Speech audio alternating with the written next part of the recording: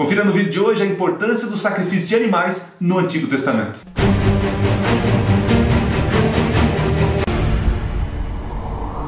Olá, seja bem-vindo a mais um vídeo do canal Minuto Profético e hoje eu gostaria de agradecer a você que é inscrito no canal. Nós já passamos de 1000 inscritos aqui, então muito obrigado pela confiança no nosso trabalho. No Antigo Testamento, para se ter o perdão dos pecados, para não morrer a morte eterna, o pecador, reconhecendo o seu pecado, trazia uma oferta, uma vítima.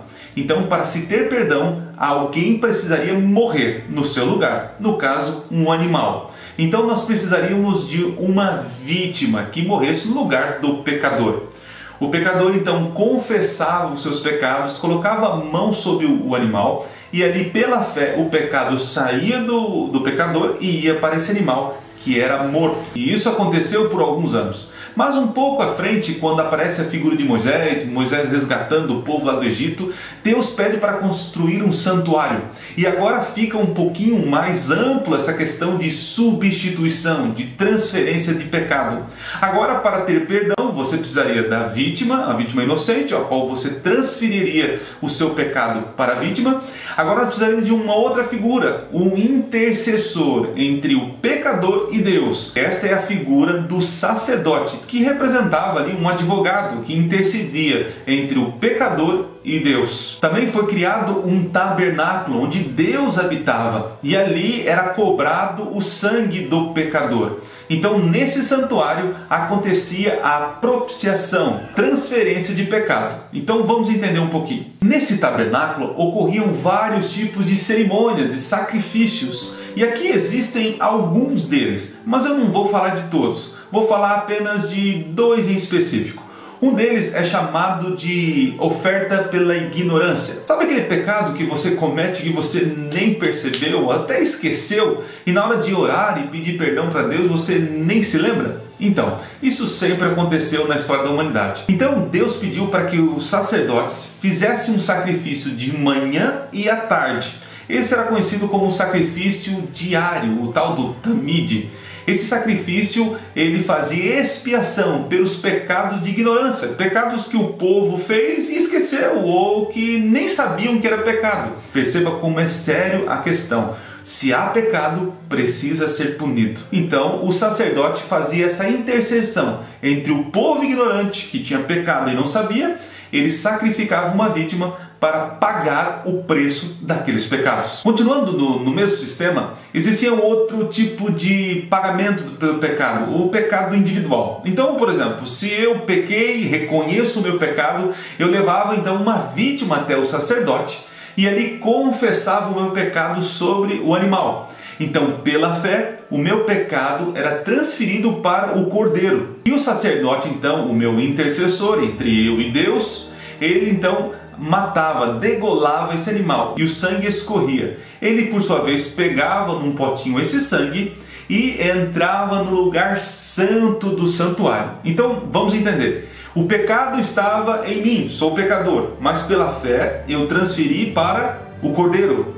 O cordeiro então agora paga o preço, ele morre, só que o sacerdote pega o sangue. Agora o pecado está onde? No sangue. E ao entrar no lugar santo, o sacerdote, o meu intercessor entre eu e Deus, ele pegava esse sangue e jogava na cortina. Lembra no vídeo passado que falamos sobre essa cortina? O sangue ficava ali na cortina. Em outras palavras, o pecado estava no pecador, passou para o cordeiro, do cordeiro no sangue, e o sacerdote agora jogou aonde? No tabernáculo. Então o meu pecado ficava ali na cortina, no santuário. Perceba como Deus lidava com a questão do pecado. Deus criou um simbolismo para que eu e você compreendesse a dinâmica da salvação. Perceba, pecado não é uma coisa para esquecer, é algo sério. É algo que deve ser lidado de forma prudente e de forma dinâmica. Por isso que hoje, quando nós pedimos perdão pelos nossos pecados, nós não precisamos matar um cordeiro, porque o verdadeiro cordeiro já foi morto na cruz do Calvário.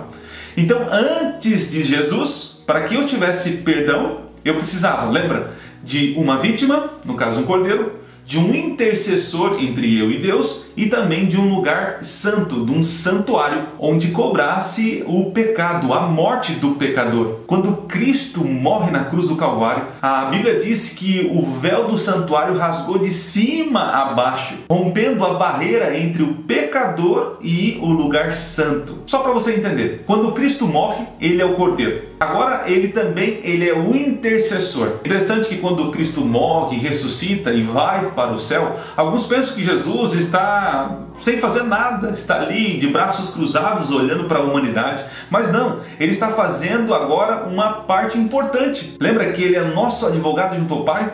Então ele está no céu intercedendo por mim e por você. Então quando eu peço perdão pelos meus pecados, Jesus perante o Pai, que é o meu advogado, ele agora fala assim: olha, Pai, o Adriano pecou, ele merece a morte, porém ele aceitou o meu sacrifício na cruz. Então, Pai, perdoa ele pelas minhas obras, não pelas obras dele.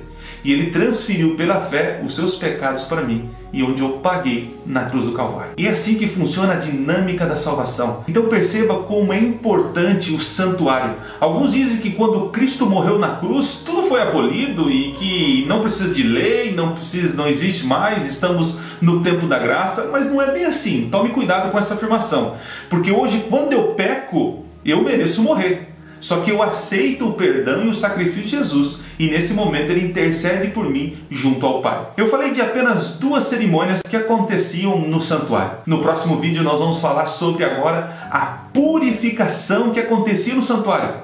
Esses sacrifícios que eram feitos, eles eram feitos diariamente o ano todo. Mas chegava um momento em que o santuário agora precisaria ser purificado, porque os pecados do povo eram transferidos o ano todo para o santuário. Chegava um momento agora que o santuário precisaria eliminar esses pecados. Era conhecido como o dia do Yom Kippur, o dia do juízo. Isso é uma sombra do que já está acontecendo no céu. Então não perca o nosso próximo vídeo. Se você gostou, curte, compartilhe e não se esqueça, toda semana nós estamos aqui com um vídeo novo. E se você tem alguma sugestão, alguma opinião sobre os próximos vídeos ou sobre esse tema, coloque aqui nos comentários. Isso vai ajudar muito o nosso canal a crescer. E nós começamos séries novas em áudio, que é o nosso podcast Distopia. Ouça aí, compartilhe para seus amigos, eu tenho certeza que você vai gostar. E não se esqueça, Minuto Profético. Nunca foi tão fácil estudar profecias.